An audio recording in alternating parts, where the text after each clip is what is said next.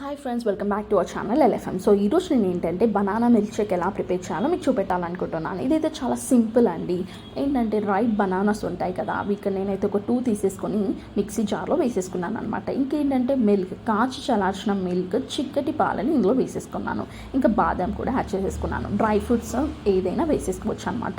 ఇంకా నేను ఇక్కడ యూజ్ చేసింది ఏంటంటే హనీ అనమాట. హనీ అయినా యూజ్ చేసేసుకోవచ్చు, షుగర్ అయినా యూజ్ చేసేసుకోవచ్చు. హనీ అయితే బెస్ట్ అనేసి నేను ఇక్కడ హనీ యూజ్ చేసేసాను.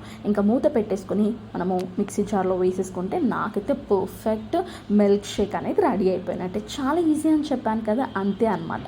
సమ్మర్లో మనకి మిల్క్ షేక్, జ్యూసెస్ అనేది చాలా అవసరం అనమాట. ఇదైతే చాలా హెల్తీ, ఇంకా నీరసాన్ని కూడా తగ్గిస్తుంది అనమాట. ఇది ప్రతి ఒక్కరు తాగాల్సిందే, ఇంట్లో తప్పనిసరిగా చేయాల్సిందే అనమాట. ఇంకా నేనేముంది మిల్క్ షేక్ని ఆ యొక్క జార్ కంటైనర్లో వేసేసుకొని ఇంకా డ్రై ఫ్రూట్స్, ఖర్జూరా కూడా వేసేసుకుంటున్నాను. అంతే, నాకైతే పర్ఫెక్ట్ బనానా మిల్క్ షేక్ అనేది రెడీ అయిపోయింది. ఇదైతే చాలా అవసరం అండి అందరికీ సమ్మర్లో. ఇంకా చాలా ప్రోటీన్ ఫుడ్ కూడా మనకి బనానా, డ్రై ఫ్రూట్స్, మిల్క్ ఇవన్నీ కూడా మనకి చాలా protein food, high protein food.